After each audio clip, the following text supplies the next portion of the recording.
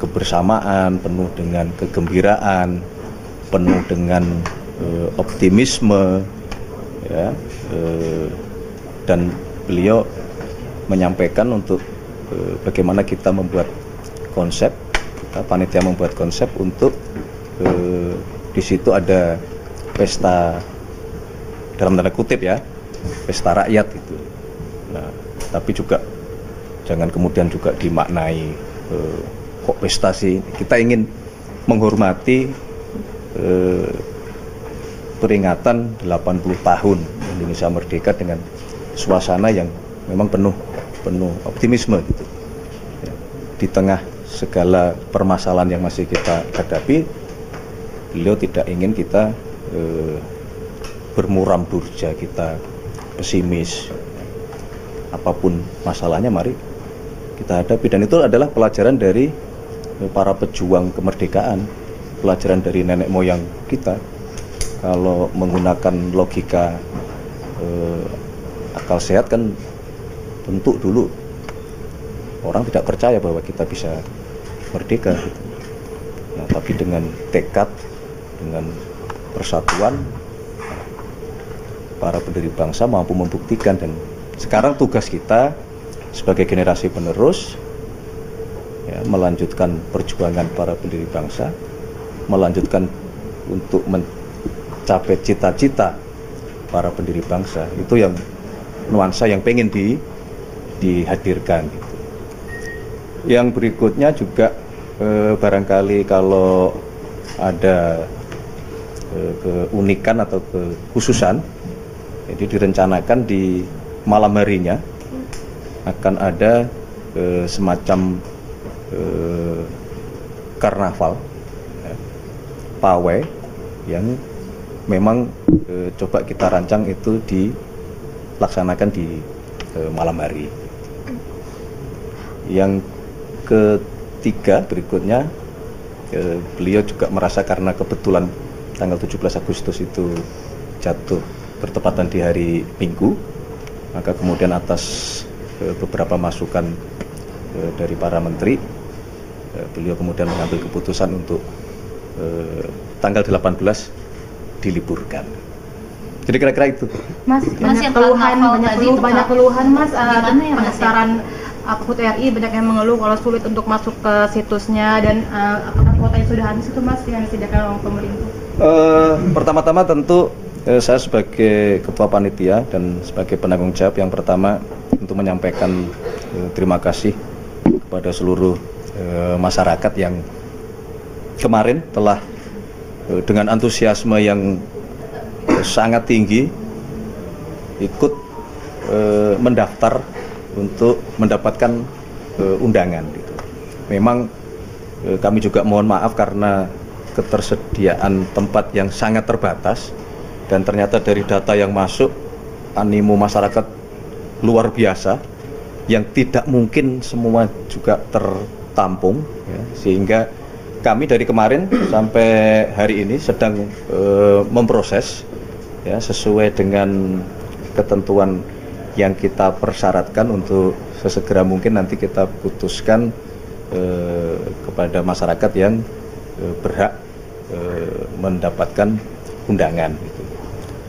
Namun demikian kami juga hari ini tadi mencoba menganalisa dan mencoba mengevaluasi. Nah, ada kemungkinan, ya, rencana untuk kita mau menambahkan kuota, sehingga kita akan memberi kesempatan kembali kepada masyarakat yang nanti belum termasuk yang kita nyatakan berhak mendapatkan undangan.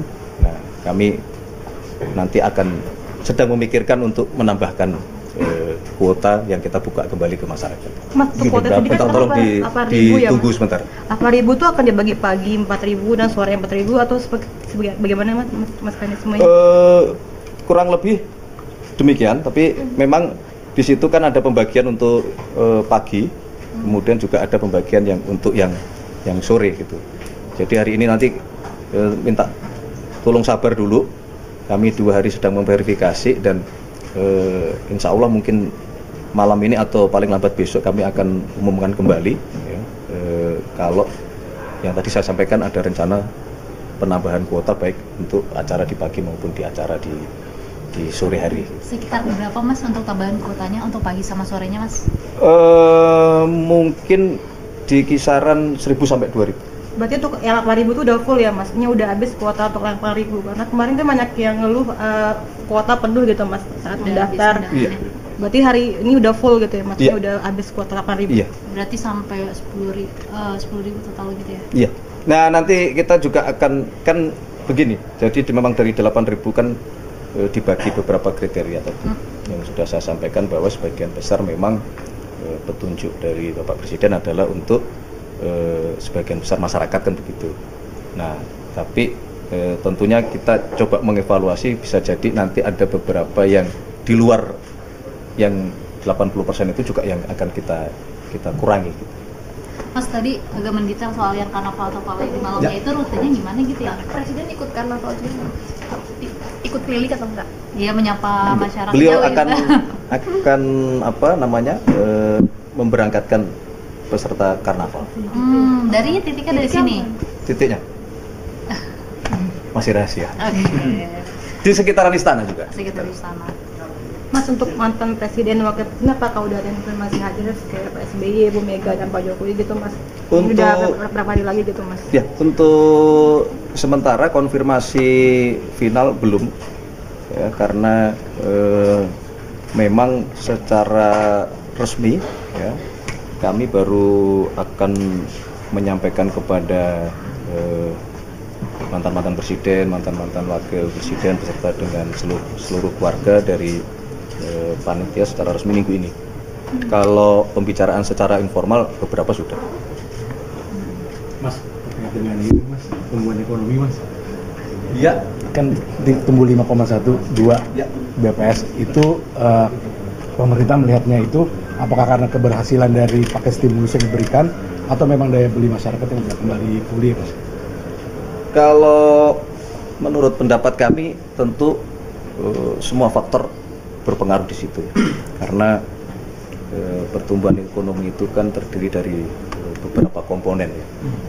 Di situ ada belanja rumah tangga, kemudian di situ ada belanja pemerintah, di situ ada komponen investasi. Nah, tentunya kalau hari ini BPS secara resmi menyampaikan mengenai pertumbuhan ekonomi kita ya pastilah di situ berisi seluruh komponen tadi. Jadi tidak hanya 1-2 komponen.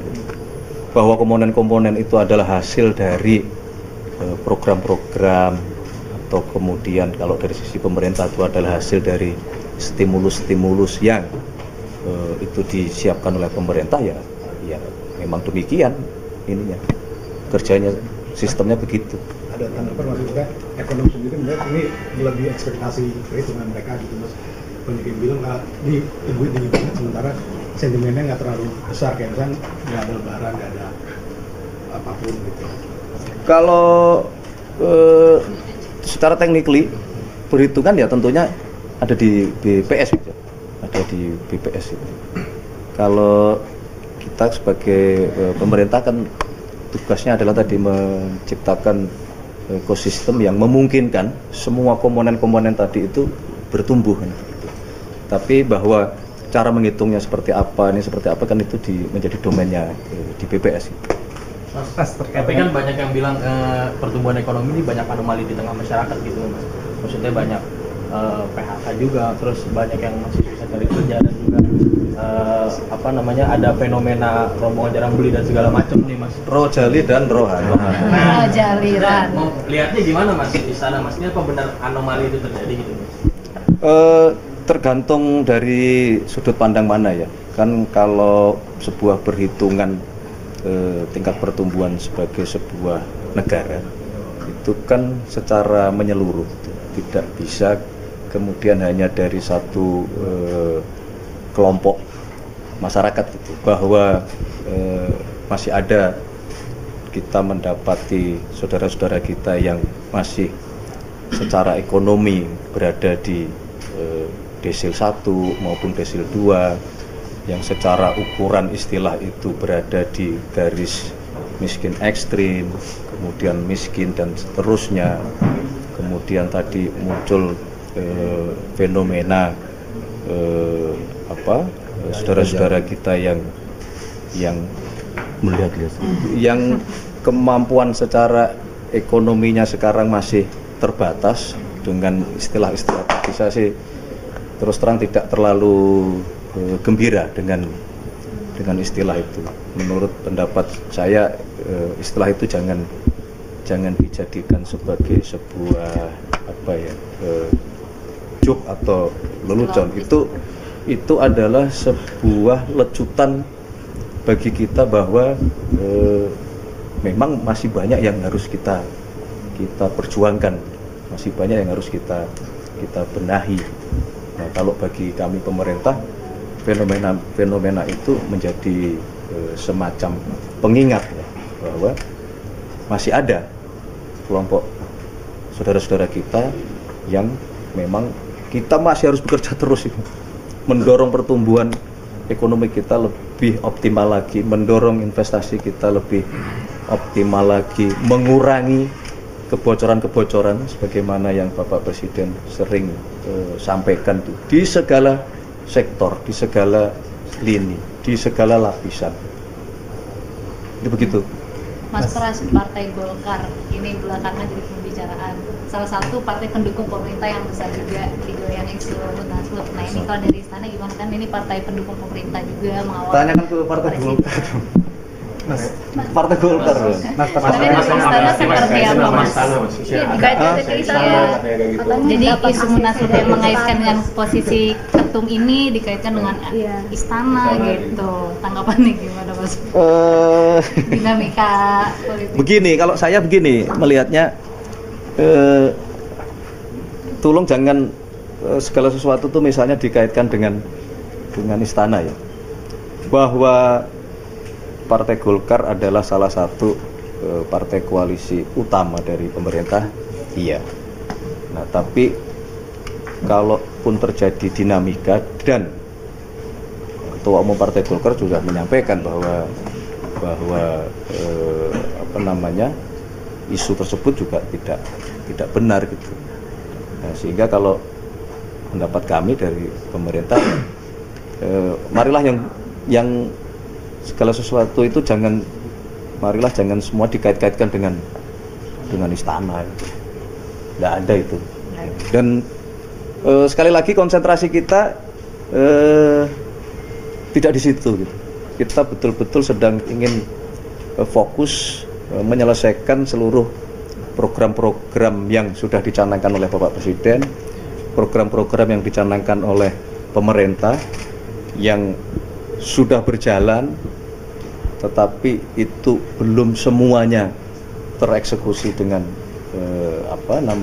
merata di seluruh Indonesia. Misalnya program makan bergizi gratis, itu kan kita berharap sesegera mungkin ini seluruh saudara-saudara kita, adik-adik kita, peserta didik, ibu-ibu hamil, ya, kemudian balita, untuk sesegera mungkin semua mendapatkan makan bergizi gratis ini. Nah, kita sedang berkonsentrasi ke situ. Mas soal SKB 18 Agustus kapan Mas? Insya Allah secepatnya ya. Hari ini tadi baru selesai kita koordinasikan dengan seluruh kementerian dan lembaga terkait. Nah, insya Allah dalam waktu 1-2 hari ini nanti akan kita sampaikan kepada masyarakat mengenai SKB tanggal 18 diliburkan. Mas, terkait dengan amnesti Mas, ini yang terdakwa korupsi Impor Gula juga minta diberikan abolisi juga Mas oleh Pak Presiden Prabowo. Dan itu Mas Bambang, ada juga yang lain minta diberikan abolisi juga Mas. Terdakwa lainnya Mas. Terdakwa lain. Ada banyak terdakwanya. Dari perusahaan-perusahaan itu Mas. Iya. Mereka minta juga Mas. Minta abolisi juga, minta kaji. Nanti kita serahkan ke Kementerian Hukum lah untuk mengkaji kalau memang ada permohonan. Belum. Tapi artinya kasusnya masih jalan Mas ya, yang selain Tom Lembong ini? Tuh iya dong. Kasusnya masih jalan. Berarti abolisi itu bukannya peristiwa itunya nggak ada Mas? Hanya untuk Tom Lembong, Hanya begitu. orang Iya. gitu ya Mas. Hanya untuk beliau. Jadi untuk para terdakwa lainnya enggak? Proses hukum. Apa Ya akan proses hukum yang lain dibicarakan? tetap Berarti jalan. masih Berjalan ya proses hukum untuk tersangka yang lain. Oh iya. Terdakwa. Tapi kasusnya kan sama Mas, yang satu diabolisi, sisanya enggak, itu gimana? Satunya Tapi kan- diabolisi, yang lainnya enggak. Iya, tapi kan satu kesatuan kasusnya Mas. Ya kan memang abolisinya ini kepada beliau, Artinya kepada fix orang nggak akan- perorangan. Fix pelaku-pelaku tersebut gak bakal diberikan abolisi juga, Mas. Apa baru Ya, sampai hari ini Jadinya kan dianulir kan hukumannya. Sampai hari ini tidak. Tapi Tidak akan ada. dibahas kan Mas? Akan diajukan. Belum ada. Belum ada. Terkait dengan pelaporan pengacaranya Tom Lembong juga, mungkin ada komentar untuk hakim. Karena kan sudah diberikan abolisi, Oke, banyak yang banyak ngomong udah diberikan abolisi, masih aja nggak bersyukur, kira-kira begitu. Ya sebaiknya minta tolong ditanyakan ke timnya Pak Tom Lembong itu. Mas, kalau- ini juga Mas lagi ramai juga soal kafe-kafe yang takut sekarang muter lagu-lagu Indonesia. Oh, royalti. iya terkait royalti, ini tanggapannya gimana? Ya kita sedang mencari jalan keluar ya sebaik-baiknya lah, karena kan juga itu di satu sisi memang ada hak yang diperjuangkan oleh saudara-saudara kita pencipta lagu, tetapi juga ada sebagian juga yang merasa bahwa kalau itu domain publik, kemudian juga kalaupun dalam tanda kutip dianggap dikomersialisasikan itu, tetapi bentuknya seperti hanya diputar di kafe atau di rumah makan, ada juga yang berpendapat bahwa kalau seperti itu bentuknya ya enggak masalah kan gitu. Sebagian kan berpendapat kalau dikomersialisasikan dalam bentuk misalnya itu di platform-platform atau di show-show, event-event tertentu yang memang itu menghasilkan keuntungan, ada yang berpendapat bahwa itulah yang harus diatur pembagian haknya kepada yang menciptakan lagu. Nah, kita sedang cari jalan keluar terbaiknya lah. Berarti akan dipanggil kasusnya. Ya pas bukan dipanggil lah, kita duduk bareng lah ngari.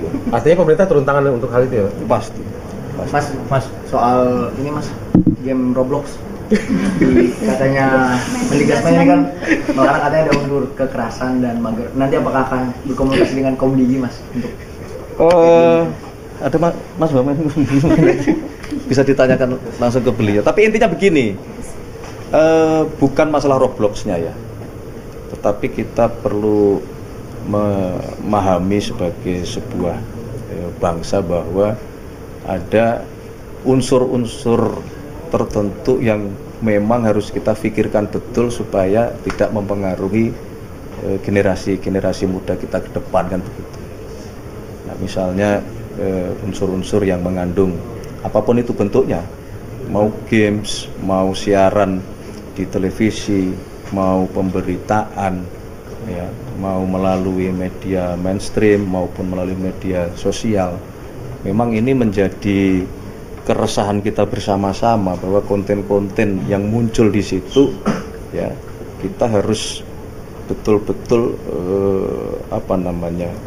mencoba mengurangi hal-hal yang itu bisa menumbuhkan sesuatu yang kurang baik bagi yang menonton, terutama bagi generasi muda gitu. Kan kalau kita perhatikan banyak sekali kejadian yang di luar nalar kita gitu ya. Misalnya yang baru-baru saja terjadi ini kan bagaimana seorang anak sampai melakukan sesuatu tindakan yang di luar batas-batas nalar kepada orang tuanya gitu. Nah, inilah yang kita semua punya tanggung jawab ya. Kita semua punya tanggung jawab moral, punya tanggung jawab etik, punya tanggung jawab sosial untuk sebisa mungkin ya, bagaimana kita menampilkan sesuatu itu yang menghindari unsur-unsur yang negatif, kekerasan, saling menghardik, saling membenci satu sama lain, akhirnya karena provokasi tawuran antar kampung, antar geng yang kadang-kadang itu hanya karena sesuatu kejadian yang sebetulnya itu bisa diselesaikan dengan cara baik-baik. Jadi bukan perkara Robloxnya, apapun itu kita coba berusaha melindungi diri kita semua, bangsa kita, terutama generasi-generasi muda dari pengaruh-pengaruh tindak-tindak kekerasan. Tapi Mendikbud ini kan nyebutnya game Roblox ini katanya ada memicu kekerasan gitu. Betul ya. Tidak hanya game Roblox, apapun itu. Berarti nanti apakah akan dilakukan pemblokiran terhadap game tersebut atau gimana gitu? Ya kalau memang kita merasa sudah melewati batas, ya apa yang ditampilkan di situ mempengaruhi perilaku dari adik-adik kita, ya tidak menutup kemungkinan kita mau melindungi generasi kita, nggak ragu-ragu juga kita. Kalau memang itu mengandung unsur-unsur kekerasan, ya kita tutup, nggak ada masalah. Tapi sudah berkomunikasi dengan Komdigi? Sudah. Komdigi setiap hari melakukan evaluasi, ya, melakukan evaluasi dari seluruh stasiun TV, kemudian di media sosial untuk melihat games, platform games, aplikasi-aplikasi itu untuk melihat sejauh mana konten tadi yang saya sebutkan itu mengandung unsur-unsur kekerasan, negatif, pembunuhan dan seterusnya, yang itu perilaku-perilaku yang jauh dari perilaku bangsa kita gitu, yang saling gotong royong, saling toleransi, kan begitu. Dan kita itu terus terang sangat rentan ya. Kita semua harus paham bahwa bangsa kita itu dibangun dari sekian ribu pulau, sekian ribu suku, beda agama, beda bahasa. Makanya selalu Bapak Presiden mengingatkan kepada kita semua untuk kita selalu mawas diri. Nah, sehingga apapun tadi bentuknya, ya, yang bisa mempengaruhi atau memicu terjadinya saling ini antar satu sama lain, ini sebisa mungkin kita minimalisir. Mas Pras, soal tunjangan khusus untuk dokter spesialis di daerah tertinggal kan itu sudah diteken Presiden? Ya, sudah.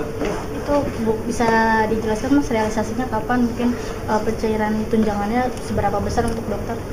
Pertama begini, pertama adalah Bapak Presiden memang sangat concern kalau sudah berkenaan dengan masalah dokter ya. Kedua, apalagi dokter yang bertugas di 3T. Ya. Memang hari ini kita mendapatkan fakta dan data bahwa masih banyak daerah-daerah 3T itu yang bahkan kita tidak memiliki dokter. Nah, maka sekarang ini pemerintah melalui Kementerian Kesehatan juga sedang bekerja keras. Pertama adalah untuk menambah secepatnya bagaimana kita bisa menambah jumlah dokter yang harus kita miliki. Kedua, bagaimana juga kita memikirkan ya distribusi penugasan dari para dokter kita. Nah, oleh karena itulah pada saat disampaikan bahwa saudara-saudara kita yang bertugas sebagai dokter di 3T ini membutuhkan perhatian, di situ Bapak Presiden berkenan untuk memberikan tunjangan khusus. Bahwa mengenai realisasinya mungkin Kementerian Keuangan dan di Kementerian Kesehatan yang lebih paham. Tapi biasanya itu tidak lama. Setelah beliau ambil keputusan, mungkin bisa jadi di bulan depan juga sudah terrealisasi. Itu ya. Soal Tantim Komisaris Mas? Tantim Komisaris? Dihapus ya? Iya. Itu alasannya gimana Mas? Jadi begini ya, kan memang pertama semangat kita itu adalah betul-betul kita ingin membenahi BUMN-BUMN kita, karena BUMN-BUMN kita ini kan menjadi tulang punggung ekonomi kita. Nah, sehingga kita merasa bahwa satu, mengenai pengawakan di BUMN itu harus kita perbaiki. Kemudian yang kedua, mengenai manajemen harus kita perbaiki. ketiga mengenai keuangan juga harus kita perbaiki. Oleh karena itulah kemudian kita Bapak Presiden mengambil keputusan bahwa siapa yang ditugaskan di BUMN itu, terutama komisaris, memang tugasnya adalah membenahi tadi 3 hal tadi, bukan mau berencana atau pengen dapat tantiem gitu. Jadi nggak ada masalah kalau berkenaan dengan komisaris tidak mendapatkan tantiem. Ini semangatnya ini yang harus kita lihat, bahwa semangatnya itu memang mau memperbaiki, diberi tugas di situ untuk memperbaiki BUMN kita. Jadi sudah fix dihapus itu tantiem. Iya. Mas, izin soal Riza Khalid, kan infonya lagi ada di Malaysia, Riza Khalid. Siapa? Riza Khalid. Infonya kan di Malaysia, mangkir lagi. Apakah ada langkah dari pemerintah sendiri untuk membantu pihak yang berwajib untuk koordinasi terkait lokasinya, Mas? Kalau tidak salah sudah pemanggilan ketiga kalau nggak salah ya. Pemanggilan ketiga. Ya kalau upaya komunikasi ada, tapi tentunya itu kita kembalikan ke teman-teman aparat penegak hukum ya, dalam hal ini kejaksaan. Kalau pemerintah jelas bagian dari Kejaksaan Agung bagian dari pemerintah, ya kita membackup penuh apa yang Kejaksaan Agung butuhkan, ya pasti kita backup. Mas, kalau Presiden sendiri, Mas Presiden sendiri kan menyoroti soal maraknya. Nggak bisa habis ini. Belum 1 jam, Pak. Presiden sendiri kan menyoroti itu masih Mas yang benderawan. Presiden kan menyoroti nggak Mas sekarang? Siapa? Presiden sendiri. Kan ini kan marak soal penyebaran. Jadi concern apa Mbak? Kemarin saya juga sudah menyampaikan ya. Kemudian DPR juga sudah menyampaikan, Ketua MPR juga sudah menyampaikan bahwa kalau berkenaan dengan bendera One Piece yang itu kaitannya dengan teman-teman komunitas-komunitas dan itu bagian dari ekspresi kreativitas, sekali lagi itu tidak ada masalah. Tapi yang jadi masalah atau mungkin akan jadi persoalan manakala ada pihak-pihak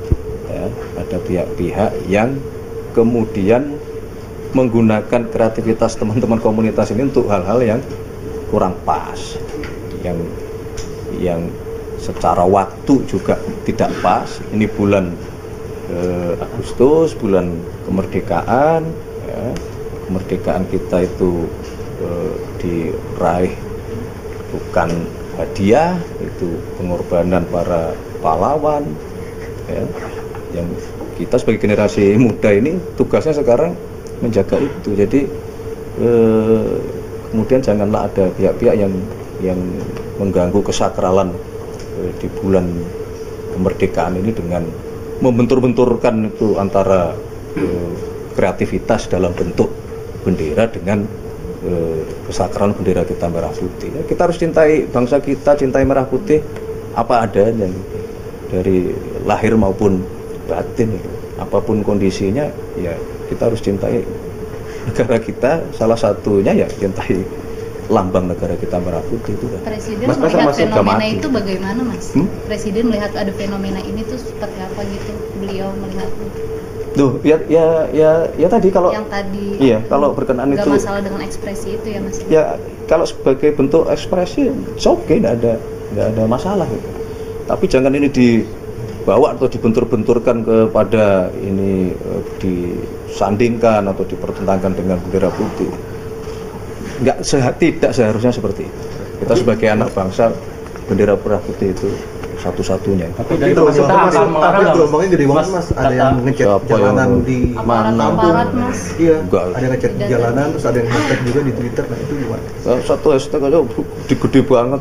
Mas, pemerintah apa melarang nggak Mas? Satu biji, 2 biji. Pak bilang gede banget. Pak Piga ini mendorong pemerintah katanya bisa melarang bendera One Piece ini Mas. Kalau dari pemerintah akan melarang atau seperti apa? Kalau sampai pelarangan sampai ke pelarangan. Itu tadi yang saya sampaikan gitu loh. Kalaupun ada yang sampai ke sana ya, pelarangan atau tindakan apapun itu bagi pihak-pihak yang tadi loh, membentur-benturkan itu dengan misalnya ya menghasut dalam tanda kutip ya, untuk lebih baik mengibarkan bendera ini daripada bendera merah putih itu kan nggak bener gitu loh, nggak boleh seperti itu. Kita sebagai anak bangsa tidak dilarang, Mas, ya, Mas. tidak boleh. Termasuk makna kritikan dari bendera One Piece itu ya Mas, tidak masalah ya?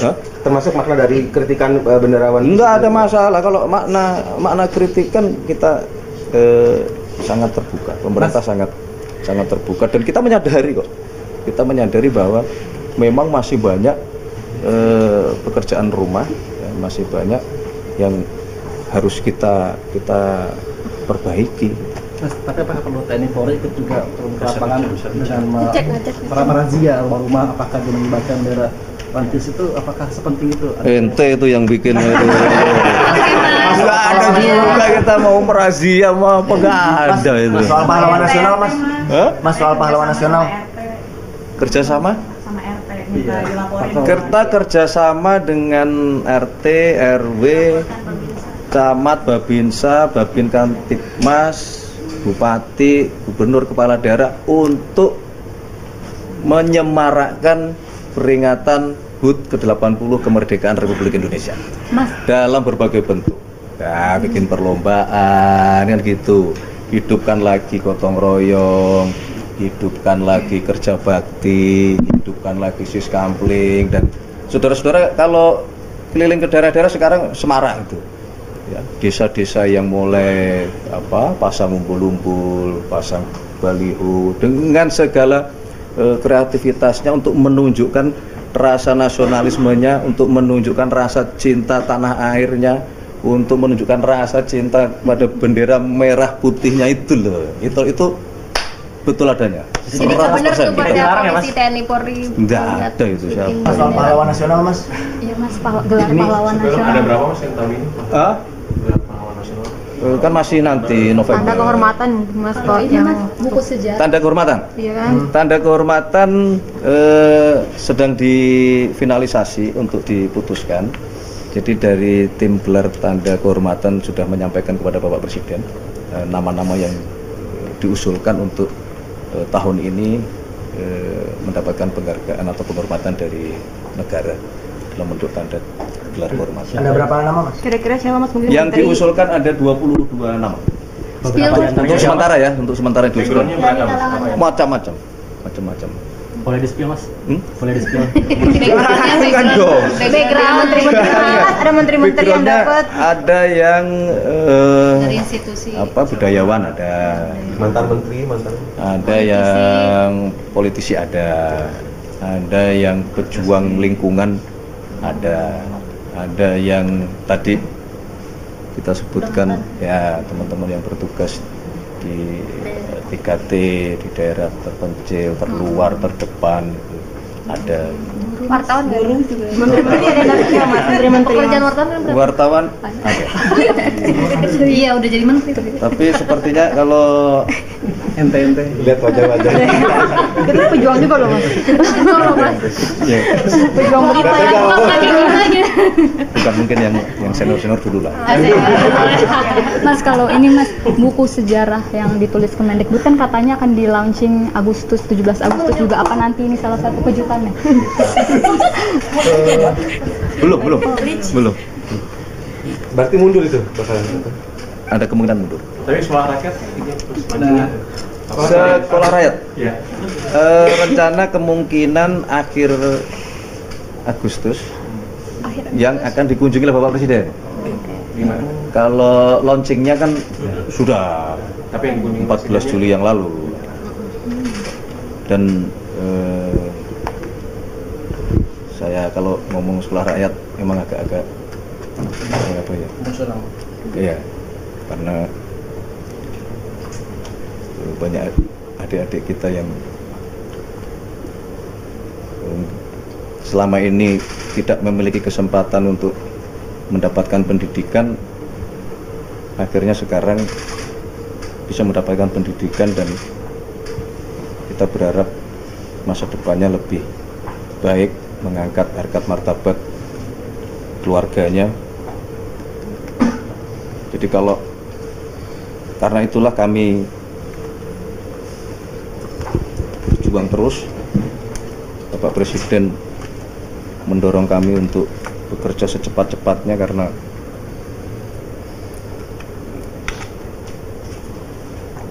ya itu sebuah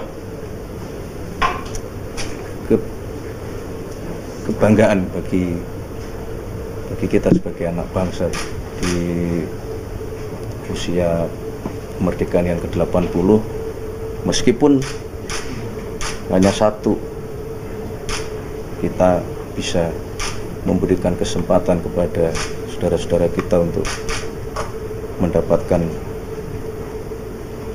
akses pendidikan dan masa depan yang jauh lebih baik, itu sangatlah mulia. Jadi kalau ada pihak-pihak yang mempermasalahkan mengenai sekolah rakyat, ya mungkin perlu kita bertanya, ya artinya di mana gitu. Terus terang, kita sekolah rakyat bagi kita adalah perjuangan yang mungkin tidak bisa diukur dengan angka-angka, dan kita terus terang belum puas karena baru tahun ini, akhir bulan ini mungkin baru akan 159 lokasi yang kita bisa sediakan untuk saudara-saudara kita yang selama ini belum mendapatkan akses. Itulah makna, bagi saya itulah makna kemerdekaan yang hakiki. Kita semua sadar bahwa pendidikan salah satu cara untuk kita keluar dari kemiskinan yang membelenggu kita. Rencananya daerah mana yang bakal belum diputuskan. Tapi bulan ini. Ya. Mas Pras, terkait kredit janggal rumah prajurit di masa Kasat Dudung ini udah sampai ke telinga Presiden Prabowo belum? Itu kan mangkrak ternyata. Belum. Soalnya dari pengakuan Pak Dudung katanya sudah disampaikan. Aku belum dengar juga, belum monitor juga. Akan dicek Mas polemiknya. Pasti kalau ada laporan masuk, pasti akan kita cek seperti apa permasalahan. Oke.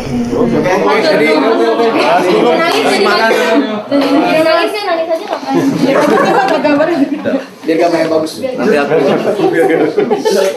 menyendiri aja. Aku salam untuk Nelayan Sekolah Rakyat, salam untuk adik kita Chelsea yang di Jakarta Selatan yang menderita penyakit yang sangat langka, yang hanya bisa diobati kalau kita bawa ke Jerman, dari Jerman yang memiliki teknologi itu. Tetapi alhamdulillah setelah beberapa bulan atas atensi dari Bapak Presiden, adik Chelsea sekarang sudah bisa sekolah. Jadi salam untuk Naila yang masih bisa tersenyum dalam kondisi keluarga yang sangat sulit. Salam hormat juga untuk Chelsea dan Naila. Kita seharusnya semua bergandengan tangan, kita berjuang untuk bangsa dan negara. Terima kasih. Merdeka.